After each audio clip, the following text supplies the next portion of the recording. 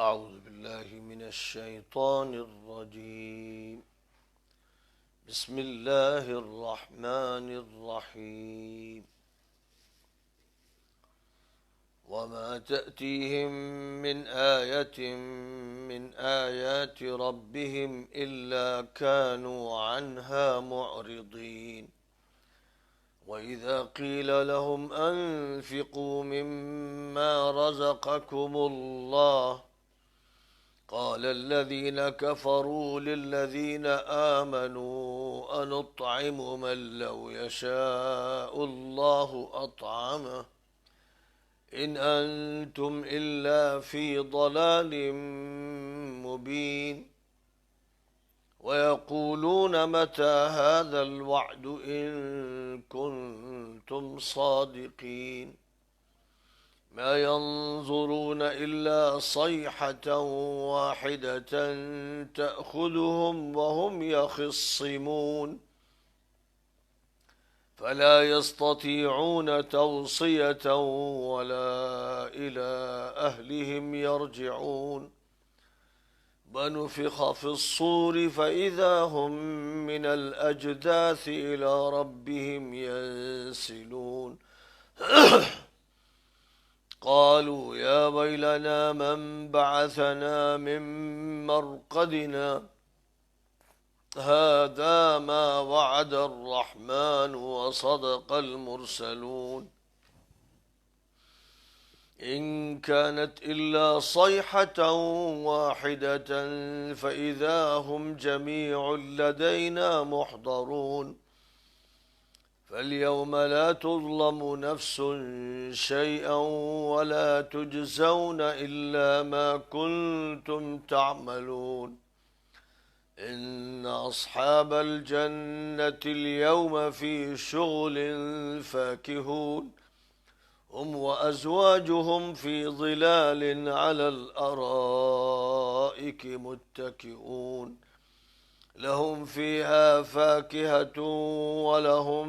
ما يدعون سلام قولا من رب رحيم. وامتازوا اليوم أيها المجرمون ألم أعهد إليكم يا بني آدم ألا تعبدوا الشيطان إنه لكم عدو مبين وأن اعبدوني هذا صراط مستقيم. ولقد أضل منكم جبلا كثيرا أفلم تكونوا تعقلون. هذه جهنم التي كنتم توعدون اصلوها اليوم بما كنتم تكفرون. اليوم نختم على أفواههم وتكلمنا أيديهم وتشهد أرجلهم بما كانوا يكسبون. ولو نشاء لطمسنا على أعينهم فاستبقوا الصراط فأنى يبصرون. ولو نشاء لمسخناهم على مكانتهم فما استطاعوا مضيا ولا يرجعون. ومن نعمره ننكسه في الخلق أفلا يعقلون. کافروں کا طرز عمل، ان کے پاس ان کے مالک کی نشانیوں میں سے جو بھی نشانی آتی ہے یہ اس کی طرف سے منہ موڑ لیتے ہیں، اور جب ان سے کہا جاتا ہے کہ اللہ نے جو رزق تم کو دیا ہے، جو کچھ عطا فرمایا ہے، اس میں سے خرچ کرو، تو یہ کافر ایمان والوں سے کہتے ہیں کہ کیا ہم انہیں کھلائیں جنہیں اللہ چاہتا تو خود کھلاتا؟ تم لوگ تو بہکی باتیں کرتے ہو، اور کہتے ہیں کہ اگر تم لوگ سچے ہو تو یہ وعدے کب پورے ہوں گے؟ ہاں، وہ بس ایک دھماکے کے منتظر ہیں جو ان پر اس حالت میں مسلط ہوگا کہ وہ آپس کے جھگڑوں میں پڑے ہوں گے، پھر وہ اس وقت نہ کوئی وصیت کر سکیں گے نہ اپنے گھر والوں کے پاس واپس آ سکیں گے،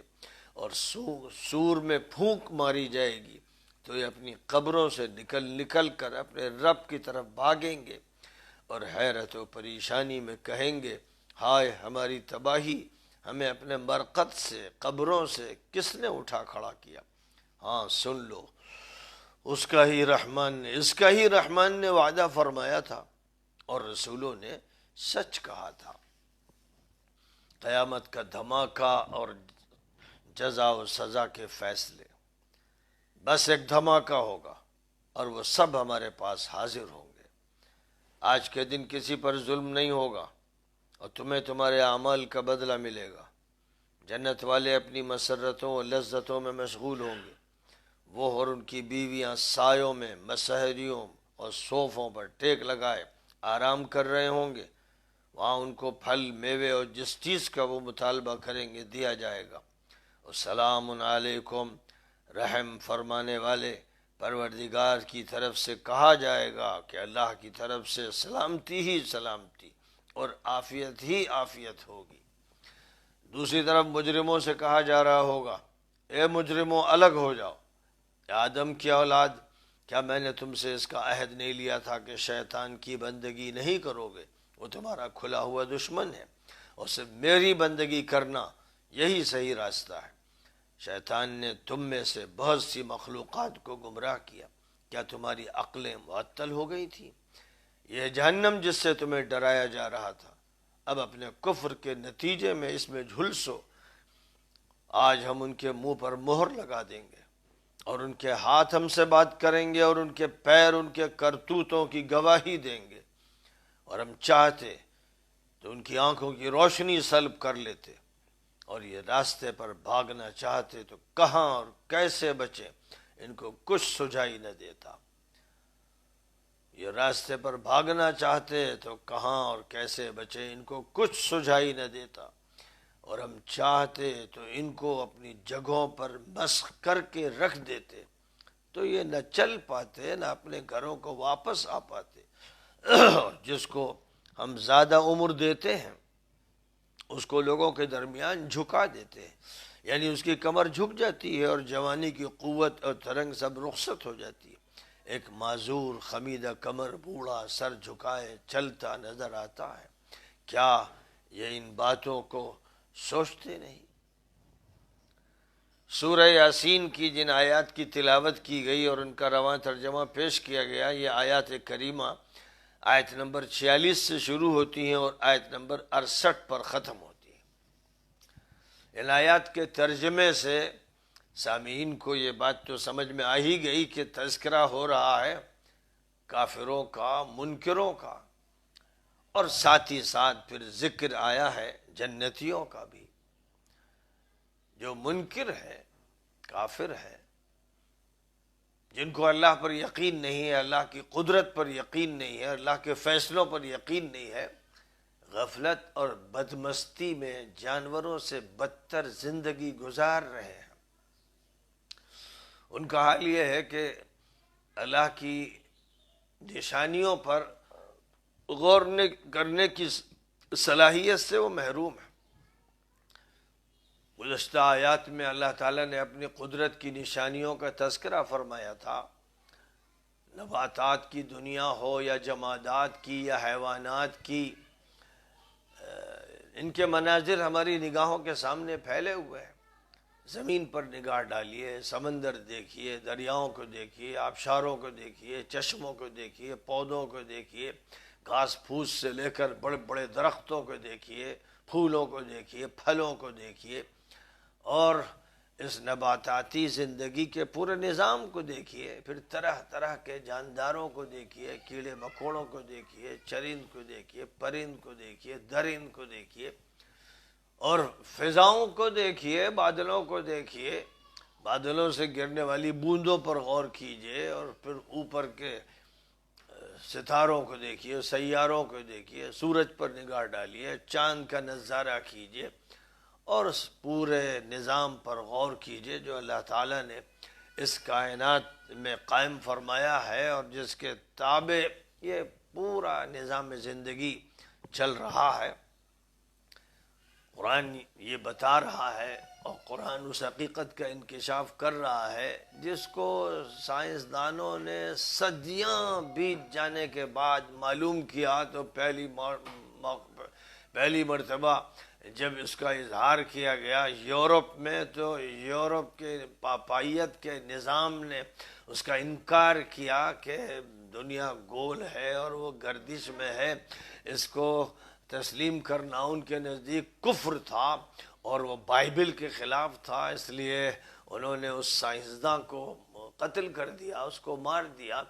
جس نے یہ بات کہی تھی۔ ظاہر ہے کہ صدیوں کے بعد یہ بات کہی گئی تھی، اور قرآن پاک 1450 سال سے یہ بات کہہ رہا ہے کلن فی فلک یسبحون، سب دائرے میں تیر رہے ہیں، فضا میں اس سارے ستارے سیارے حرکت میں ہیں اور اپنے مدار پر، اپنی آربٹ پر وہ ایک طرف گردش کر رہے ہیں اور ساتھ ہی ساتھ اپنی کہکشاؤں کے ساتھ رواں دواں ہیں۔ سورج اپنی کہکشاں کو لے کر چل رہا ہے اور دیگر اسی طرح ستارے سیارے اپنی اپنی کہکشاؤں کے ساتھ رواں دواں ہیں۔ جو بات سائنسدانوں نے معلوم کی ہے، دوربینوں سے معلوم کی ہے اور رصدگاہوں سے معلوم کی ہے، اور جو بھی تحقیقات عالم بالا کی سامنے آ سکی ہیں، جو تھوڑا سا علم ریگستان کے ذرے کے برابر انسان کو حاصل ہوا ہے، اس تھوڑے سے علم کا یہ عالم ہے کہ یہ کہا جاتا ہے کہ ہماری زمین جس نظام شمسی میں شامل ہے اس کی عظمت کا یہ حال ہے کہ اس کا مرکز سورج زمین سے 3 لاکھ گنا بڑا ہے، اور اس کے بعید ترین سیارے نیپچون کا فاصلہ سورج سے کم از کم 2 ارب 79 کروڑ 30 لاکھ میل ہے، بلکہ اگر پلوٹو کو بعید ترین سیارہ مانا جائے تو وہ سورج سے 4 ارب 60 کروڑ میل دور تک پہنچ جاتا ہے۔ اس عظمت کے باوجود یہ نظام شمسی ایک بہت بڑے کہکشاں کا محض ایک چھوٹا سا حصہ ہے، جس میں گیلیکسی کہکشاں کا نظام قائم ہے، اور جس گیلیکسی میں ہمارا یہ نظام شمسی شامل ہے اس میں تقریباً 3 ارب آفتاب پائے جاتے ہیں۔ جیسے یہ سورج ہے ویسے ہی 3 ارب سورج پائے جاتے ہیں، اور اس کا قریب ترین آفتاب ہماری زمین سے اس قدر دور ہے کہ اس کی روشنی یہاں تک پہنچنے میں 4 سال صرف ہوتے ہیں۔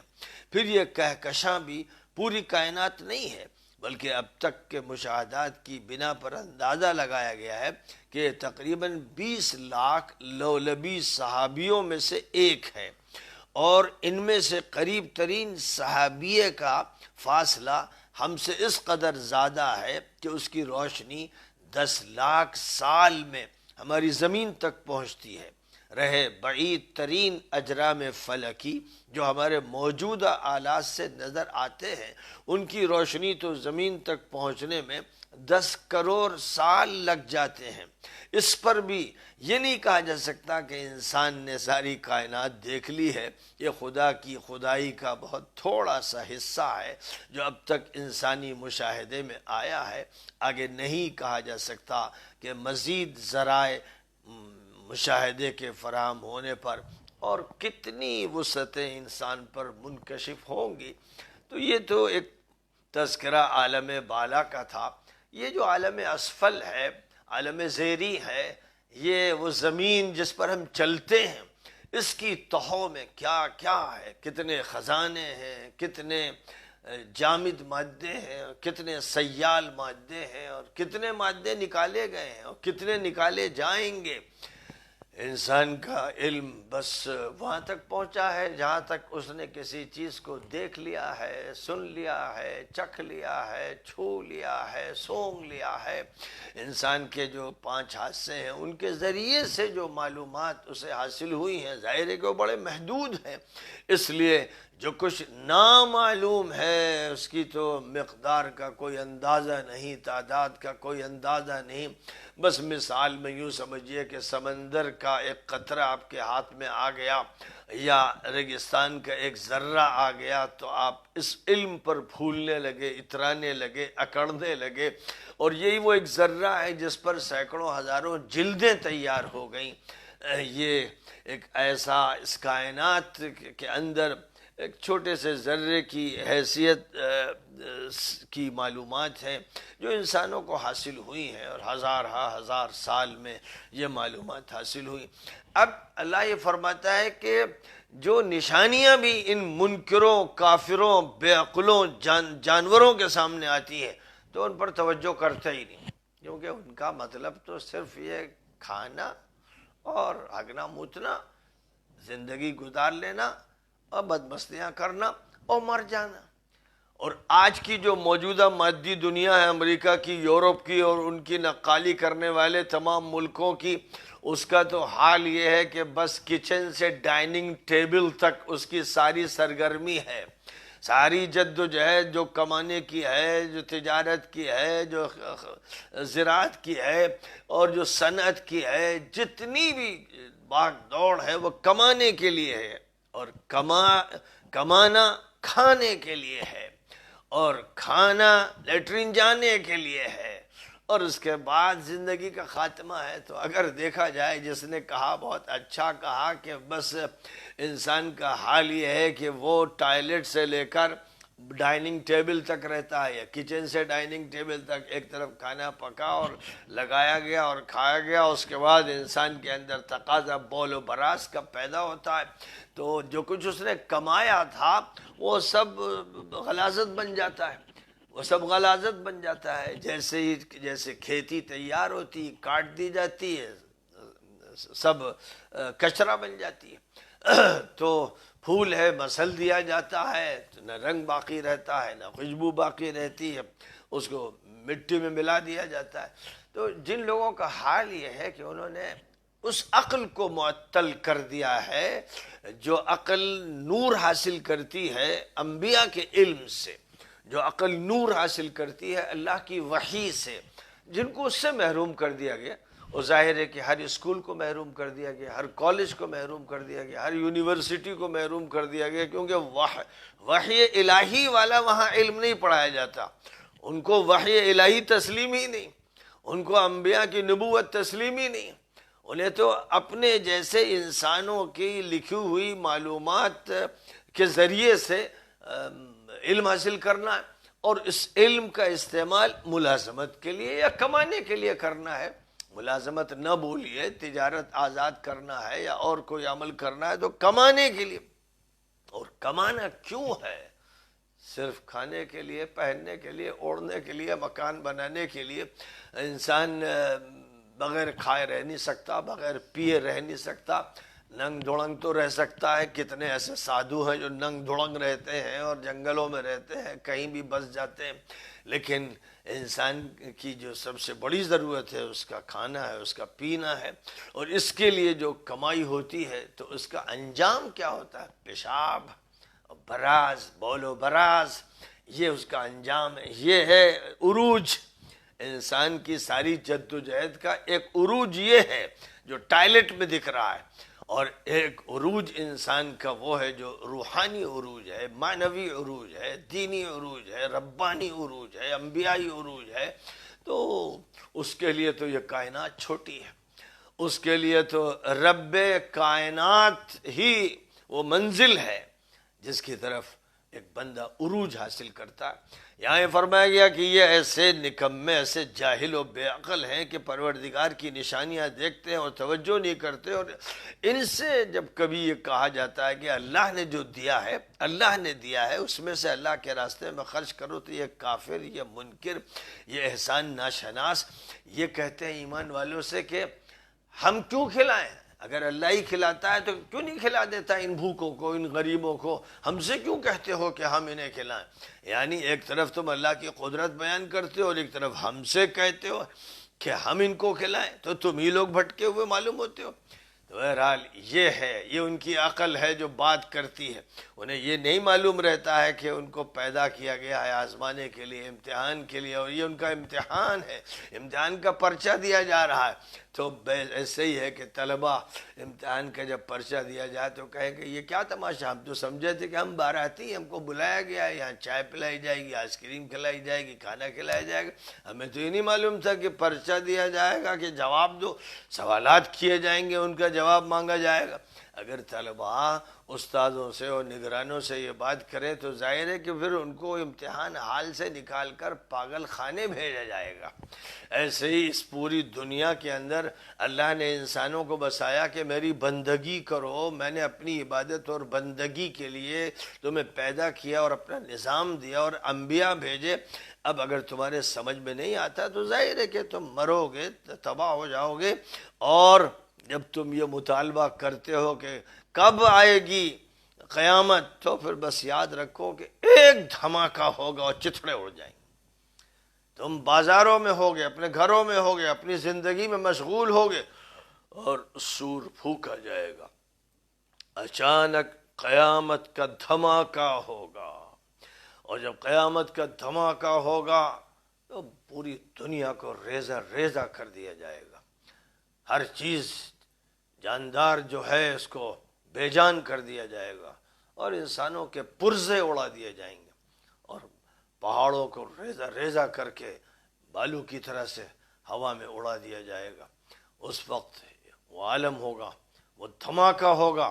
جو نہ کبھی سنا گیا نہ کبھی دیکھا گیا، انسانی زندگی میں جس کا کبھی تجربہ نہیں ہوا. وہ دھماکے جو بڑے بڑے بموں کے ہیں، سب سے زیادہ بڑا دھماکہ ہیروشیما اور ناگا ساکی میں امریکہ جیسی مجرم حکومت نے کیا تھا، اور لاکھوں انسان مار دیے گئے تھے. لیکن وہ ایک شہر میں دھماکہ ہوا تھا، اور وہ شہر صفحہ ہستی سے مٹ نہیں گیا تھا، لیکن جو تباہیاں مچی تھیں ان تباہیوں نے لاکھوں انسانوں کو موت کے منہ میں ڈال دیا اور آبادی کو تہس نہس کر دیا. لیکن جو دھماکہ قیامت کا ہوگا وہ صرف اس زمین کو نہیں، اس پوری کائنات کو، سورج کو، چاند کو، ستاروں کو، سیاروں کو، لاکھوں کروڑوں اربوں خربوں ستاروں سیاروں کو اس روح زمین کے ساتھ دھماکے سے اڑا دے گا، اور اس زمین کے تو چتھڑے اڑا دیے جائیں گے. عالم بالا کا نظام تبدیل کر دیا جائے گا، اور نہ سورج کی روشنی رہے گی نہ چاند کی چاندنی رہے گی. اس وقت پھر دنیا فنا ہو جائے گی. پھر جب اللہ کا فیصلہ ہوگا، جتنی مدت کے بعد ہوگا، ایک دوسرا دھماکہ ہوگا، پھر سور پھونکا جائے گا، اور اب زندگی واپس آئے گی. اور جو لوگ بھی جہاں کہیں دفن ہوئے تھے، جلا دیے گئے تھے، اور ان کو کھا لیا گیا تھا، سمندر کے جانوروں نے کھا لیا تھا، جو ختم کر دیے گئے تھے، وہ دوبارہ اپنے ریڑھ کی ہڈی کے آخری سیل سے پیدا کیے جائیں گے. جیسے بیج سے ایک پودا وجود میں لایا جاتا ہے، دانے سے ایک پودا وجود میں لایا جاتا ہے،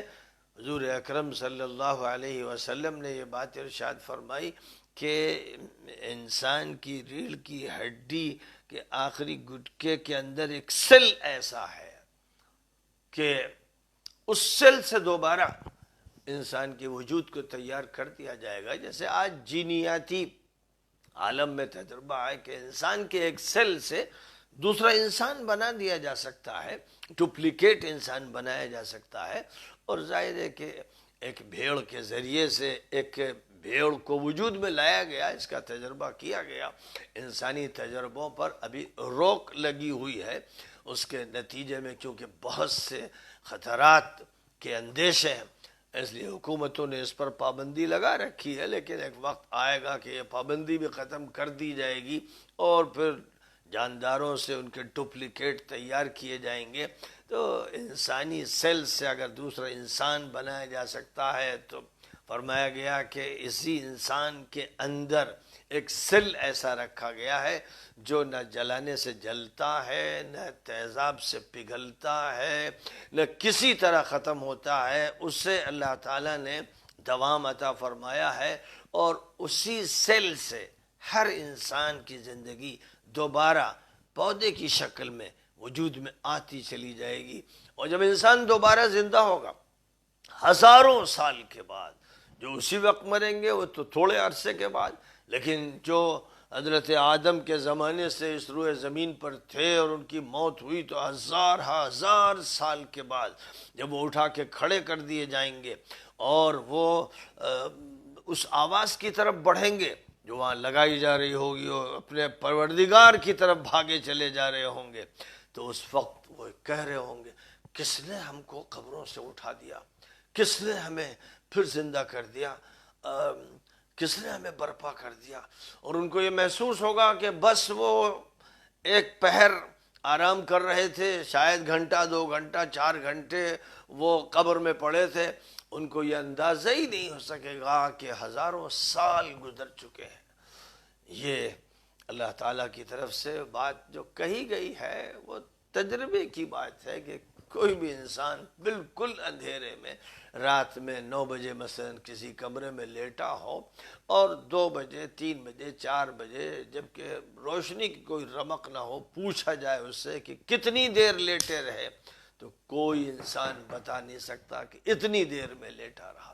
وہ تو اس سے واقف ہوتا ہے گھڑی کے ذریعے یا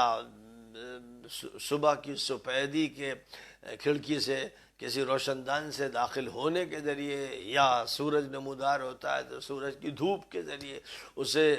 پتہ چلتا ہے۔ لیکن اگر بالکل اندھیرا کمرہ ہو جس وقت وہ لیٹا تھا جیسا اندھیرا تھا ویسے ہی اس وقت ہو جب وہ اٹھے تو کبھی وہ یہ نہیں بتا سکتا کہ وہ کتنی دیر لیٹا رہا۔ یہیں سے یہ بات بھی واضح ہو گئی کہ بالکل عقلی و منطقی و تجرباتی بات ہے کہ کتنا ہی زمانہ گزر جائے جب انسان کو اٹھایا جائے گا دوبارہ زندگی دی جائے گی تو وہ یہ سمجھے گا کہ شاید ایک صبح گزری یا ایک دوپہر گزری یا ایک شام گزری، اور اس وقت یہ بتا دیا جائے گا کہ رحمان نے جو وعدہ کیا تھا اور پیغمبروں نے جس کا تذکرہ کیا تھا کہ قیامت برپا ہوگی اور عالم محشر وجود میں آئے گا، یہ وہ ہے جس کا تم انکار کرتے تھے اور تم اسے ماننے کے لیے تیار نہیں تھے، آج تم اسی محشر میں کھڑے ہوئے ہو۔ اللہ یہ فرماتا ہے کہ ایک دھماکہ ہوگا اور سب حاضر ہوں گے، سب میدان محشر میں حاضر ہوں گے اور وہاں کسی پر بھی ظلم نہیں ہوگا۔ اللہ عادل ہے، اللہ منصف ہے، اس نے عدل و انصاف کے نظام کو برپا کیا، انبیاء کو اسی کا حکم دیا اور ان کے راستے پر چلنے والوں کو یہی حکم دیا کہ انصاف کرنا، عدل کا نظام قائم کرنا۔ شریعت اسی پر مبنی ہے، اگر شریعت میں عدل نہ ہو انصاف نہ ہو تو وہ شریعت نہیں ہے، وہ اللہ کا قانون نہیں ہے۔ اس لیے کسی بھی ظلم کی نسبت دین کی طرف نہیں کی جا سکتی ہے۔ ہو سکتا ہے کہ کسی ظالمانہ نظریے کو کوئی غلط فہم رکھنے والا پیش کر رہا ہو،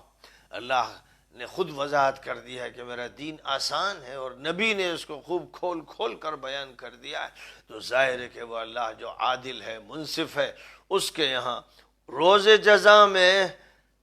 کسی پر ظلم نہیں ہوگا، اس دنیا میں بھی کسی پر ظلم نہیں ہو رہا ہے۔ اس نے بار بار فرمایا کہ جن قوموں پر عذاب آیا ہم نے ان پر ظلم نہیں کیا، وہ خود اپنے اوپر ظلم کرتے رہے۔ تو انسان نے جو کچھ کیا ہوگا اس کا عمل اس کے سامنے لے آیا جائے گا، اس کا عمل نامے کی شکل میں آ جائے گا، وہ ریل سامنے آ جائے گی، اسکرین پر ساری چیزیں آ جائیں گی، وہ اپنی زندگی کا ہر لمحہ دیکھ لے گا اور ساتھ ہی ساتھ اس کے ہاتھ بولیں گے کہ جو کچھ عمل ہاتھ سے کیا جا رہا ہے وہ ہاتھ کے میں ریکارڈ ہو رہا ہے۔ جیسے ایک سیل میں چیزیں ریکارڈ ہو رہی ہیں ویسے ہماری کھال میں وہ چیزیں ریکارڈ ہو رہی ہیں، اور یہ یوں سمجھیے کہ یہ وہ سی ڈی ہے یا وہ سم ہے جس میں ہر عمل، جسم کے ہر عضو کا ہر عمل ریکارڈ ہوتا چلا جا رہا ہے، محفوظ ہوتا چلا جا رہا ہے، سی ڈی بنتی چلی جا رہی ہے۔ تو انسان کے ہاتھ بولنا شروع کر دیں گے، بتائیں گے کہ ان سے کیا کام لیے گئے، پیر انسان کے بارے میں بات بتائیں گے، جہاں جہاں وہ پیر گئے ان سے جو کام لیا گیا، ان کا کچا چٹھا، ان کی پوری کہانی پیروں کی سی ڈی بتائے گی اس کا سم بتائے گا، اور اس کے اندر جو کچھ ریکارڈڈ میٹیریل ہے وہ بولنا شروع کر دے گا۔ زبان کو روک دیا جائے گا، ایک وقت زبان کو کچھ اجازت دی جائے گی کہ انسان کچھ بولے تو وہ ادھر ادھر کی بکواس ہانکے گا اور اپنی صفائی پیش کرنے کی کوشش کرے گا، لیکن پھر اس کے جسم کو بلوایا جائے گا۔ عمل نامہ بھی دیا گیا، اور زبان سے اس نے اپنے آزار پیش کرنے شروع کیے، اور اس کے بعد گواہ اس کے اعضاء کو خود اس کے خلاف پیش کر دیا گیا۔ تو انسان ہکا بھکا ہو کر اپنے ہاتھ سے پیر سے کہے گا تم ہمارے خلاف بول رہے ہو، تو وہ یہ کہیں گے، قرآن میں اس کا ذکر ہے، وہ یہ کہیں گے ہمیں اللہ نے گویائی دی ہے۔ جس اللہ نے تمہیں دنیا میں بولنے کی طاقت دے رکھی تھی، زبان بھی تو گوشت ہے، ارے زبان بھی تو گوشت کا ٹکڑا ہے، اور دانت ہڈیاں ہی تو ہیں، اور یہ جبڑا ہڈیوں سے اور گوشت سے ہی تو بنا ہے۔ لہذا اگر زبان کو اس نے یہ طاقت دی ہے تو وہی طاقت وہ ہاتھ و پیر کو دے دے گا۔ طاقت دینے والا تو اللہ ہے، صلاحیت دینے والا تو اللہ ہے۔ گوشت کا ایک لوتھڑا، گوشت کا ایک ٹکڑا آج اگر بول رہا ہے تو اللہ کی قدرت سے بول رہا ہے، ہماری صنعت سے نہیں بول رہا ہے، بس اللہ کی قدرت سے پھر ہاتھ پیر بھی بولیں گے اور گواہی دیں گے۔ فرمایا کہ جس وقت یہ عالم ہوگا، ایک طرف وہ ہوں گے جن کی اعمال اچھے ہوں گے، جن کا اللہ کے ساتھ اچھا رابطہ ہوگا، جو مومن ہوں گے اور جو اللہ کے دین پر عمل کرتے رہے، اسی دین کے ساتھ رخصت ہوئے، وہ جنتی ہوں گے۔ اللہ ان کو جنت میں داخل کرے گا، اور وہ وہاں آرام سے ہوں گے، وہاں کے پھل و میوے استعمال کر رہے ہوں گے، اور جن کی بیویاں ہوں گی وہ ان کے ساتھ ہوں گی، جو ایمان والیاں ہوں گی وہ ان کے ساتھ ہوں گی، اور آرام اور ٹھاٹھ باٹ کے جو مناظر ہو سکتے ہیں وہ سب سامنے لائے جائیں گے، جو راحت تصور میں آ سکتی ہے وہ سب نصیب فرمائی جائے گی۔ اور یہاں تو بہرحال انسان باغ سے پھل حاصل کر لیتا ہے، کھیت سے ترکاری حاصل کر لیتا ہے، جانوروں سے دودھ حاصل کر لیتا ہے، گوشت حاصل کر لیتا ہے، ایک محدود دائرہ ہے، اور پھر انہی سے بہت سی چیزیں بنا لیتا ہے، ان کے نام رکھ لیتا ہے، ان کی لذت حاصل کرتا ہے۔ لیکن جو بھی دعویٰ کر دیا جائے، جو بھی مطالبہ کر دیا جائے، یہ پورا ہو، اس کا تو امکان بڑے سے بڑے حاکم کے پاس بھی نہیں ہے کہ وہ زبان سے مطالبہ کرے کہ مجھے شراب طہور چاہیے، ایسی شراب چاہیے جس میں نشہ نہ ہو، جس کا کوئی برا اثر نہ ہو۔ تو ظاہر ہے کہ اس دنیا میں کوئی اس کی طاقت نہیں رکھتا کہ اس کو اسے فراہم کر دے، اور وہ یہ کہے کہ جو پھل دنیا میں کسی نے نہیں دیکھا وہ مجھے چاہیے، اور جو دودھ اور شہد دنیا میں کسی کے تصور میں نہیں آیا وہ مجھے مطلوب ہے۔ تو کوئی بڑے سے بڑا وزیر اعظم ہو، صدر جمہوریہ ہو، وقت کا ڈکٹیٹر ہو، کتنے چیخے چلائے، اس کی یہ مانگ پوری نہیں ہو سکتی ہے۔ لوگ بے بسی کا اظہار کریں گے کہ کہاں سے لائیں، آپ کے ملک میں جو کچھ ہے ہم اسی کو آپ کے سامنے پیش کر سکتے ہیں، لیکن جو نہیں ہے اسے کہاں سے پیش کر سکتے ہیں۔ یہاں فرمایا وَلَهُم مَّا يَدَّعُونَ، جس چیز کا مطالبہ کریں گے جنتی ان کو وہ چیز فراہم کی جائے گی۔ اور سب سے بڑی بات یہ ہے کہ اللہ ان کو سلام کرے گا، اللہ کہے گا سلام، یعنی ایک طرف تو جنتی آپس میں ایک دوسرے کو سلام کریں گے اور فرشتے انہیں سلام کریں گے، لیکن سلام قولا من رب الرحیم، وہ رب جو بہت رحم فرمانے والا ہے اس کی طرف سے کہا جائے گا سلام، سلامتی ہو، سلامتی ہو۔ اب سلامتی یہاں واقعہ بن گئی، دنیا میں تو تم اس کی دعا مانگتے تھے، لیکن آج جنت میں یہ سلامتی تمہارے مقدر میں لکھ دی گئی ہے۔ ایک طرف جنتی ہوں گے تو ان کا یہ حال ہوگا، اللہ کے احسانات ان پر ہوں گے، نعمتیں ہوں گی، راحتیں ہوں گی، عافیتیں ہوں گی، اور اب فنا کا اور مٹ جانے کا کوئی خطرہ نہیں ہوگا۔ دوسری طرف وہ مجرم ہوں گے، وہ منکر ہوں گے، وہ ملحد ہوں گے، وہ دہری ہوں گے، وہ شرک کرنے والے ہوں گے، جنہوں نے اللہ کا انکار کیا، جنہوں نے نبیوں کا انکار کیا، آخرت کا انکار کیا، اللہ کی کتابوں کا انکار کیا،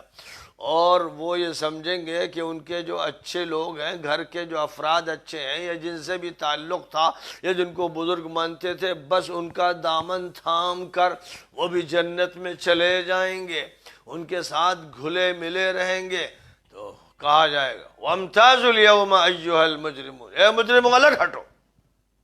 اے مجرموں الگ ہٹو، چھٹو، آج تم ساتھ نہیں رہو گے۔ بیٹا اگر کافر ہوگا تو مومن باپ کے ساتھ نہیں ہوگا، باپ کافر ہوگا تو مومن بیٹے کے ساتھ نہیں ہوگا، بیوی کافر ہوگی تو مومن شوہر کے ساتھ نہیں ہوگی، شوہر کافر ہوگا تو مومن بیوی کے ساتھ نہیں ہوگا، بھائی بھائی سے جدا ہو جائیں گے اگر ان کا ایمان صحیح نہیں ہے۔ وہاں ایمان کی بنیاد پر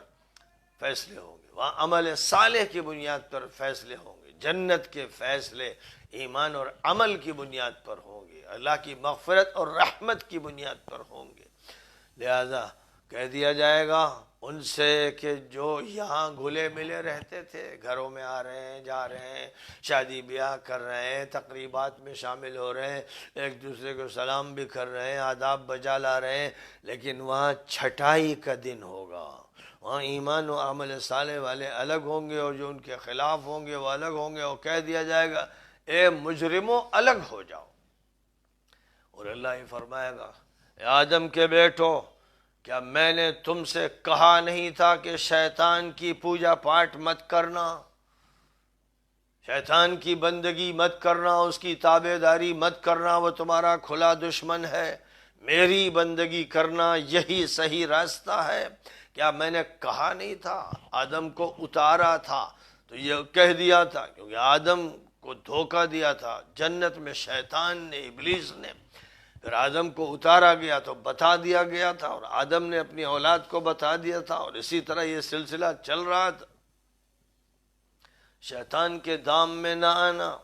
اے لوگوں، اگر اپنے کو بچانا چاہتے ہو تو اپنی عقل کو پہلے ٹھیک کر لو، اس کو مومن عقل بناؤ، مومن دماغ، مومن دل، مومن نفس، مومن بدن۔ جب ہر چیز ایمان والی ہوگی تبھی نجات ملے گی۔ زیادہ بڑے مدمغ بنو گے، لال بھجکڑ بنو گے، اپنے جیسے انسانوں کی کتابیں پڑھ پڑھ کر یہ کہو گے کہ میں نے بی اے کر لیا، اور بی ایس سی کر لیا، اور بی کام کر لیا، اور ایم کام کر لیا، اور ایم ایس سی کر لیا، اور میں ڈاکٹر ہو گیا، اور میں پی ایچ ڈی ہولڈر ہو گیا، تو فرشتے مذاق اڑائیں گے، تھوکیں گے، لات ماریں گے کہ لے کے جا اپنی سند، یہ اپنی سند اور سرٹیفکیٹ لے کے جا جہنم میں۔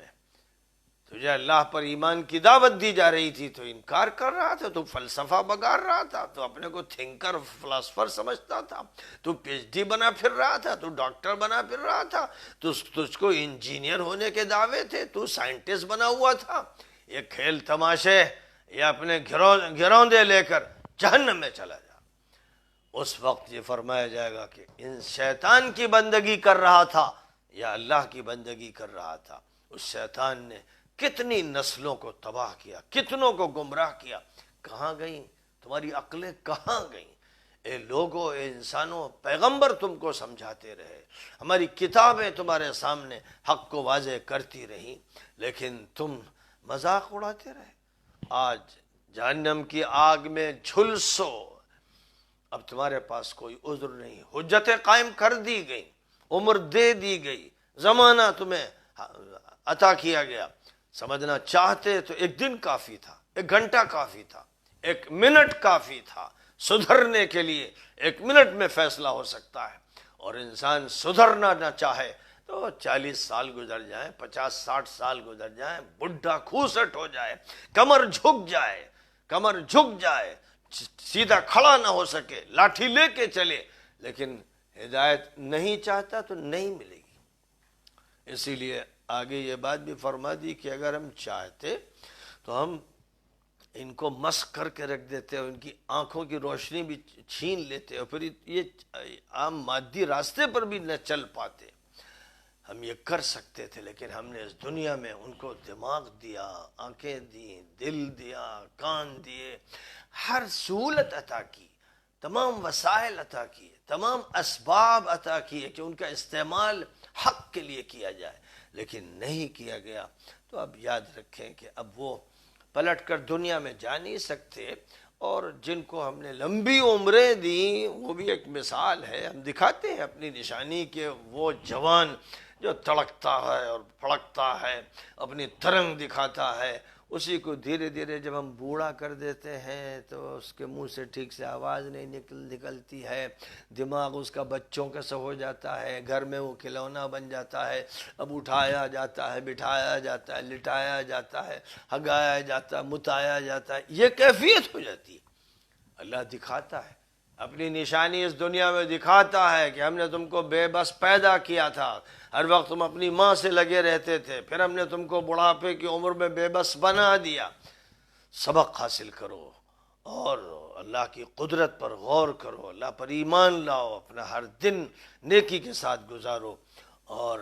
اس عقل سے کام لو جو ایمانی عقل ہے، کیونکہ صرف عقل کافی نہیں ہوتی۔ بڑے بڑے عقلاء، فلاسفہ اور بڑے بڑے دماغ والے گمراہی میں بھٹکتے پھرتے ہیں، ایسی ایسی حرکتیں کرتے ہیں کہ ان پر بچوں کو بھی ہنسی آتی ہے، اور ہر سمجھنے والا ان پر افسوس کرتا ہے۔ تو معلوم یہ ہوا کہ ہدایت اگر ملنی ہے تو نبیوں کے ذریعے ملنی ہے، اور آخری دور کے لیے ہدایت آخری نبی خاتم النبیین حضرت محمد مصطفیٰ صلی اللہ علیہ وسلم کے ذریعے طے کر دی گئی کہ اب ہدایت اگر کسی کو ملے گی تو محمدی راستے سے ملے گی، قرآن سے ملے گی، اور یہ ہدایت اللہ سے ملائے گی۔ اللہ تعالی ہم سب کو ہر گمراہی سے محفوظ فرمائے، اور ایسی ہدایت عطا فرما دے جو ہمہ وقت ہمارے ساتھ رہے۔ اسی ہدایت کی روشنی میں زندگی کا سفر ہو، اچھی جوانی، اچھا بڑھاپا عطا فرمائے، اچھا بچپن نصیب فرمائے۔ ہمارے جو ایام ہیں اللہ ان سب کو مبارک فرمائے، جو راتیں ہیں اللہ ان سب کو آباد فرمائے، اور زندگی کو ہر طرح کے انحراف سے، ہر طرح کے زوال و انحطاط سے محفوظ فرمائے۔ وآخر دعوانا ان الحمد للہ رب العالمین۔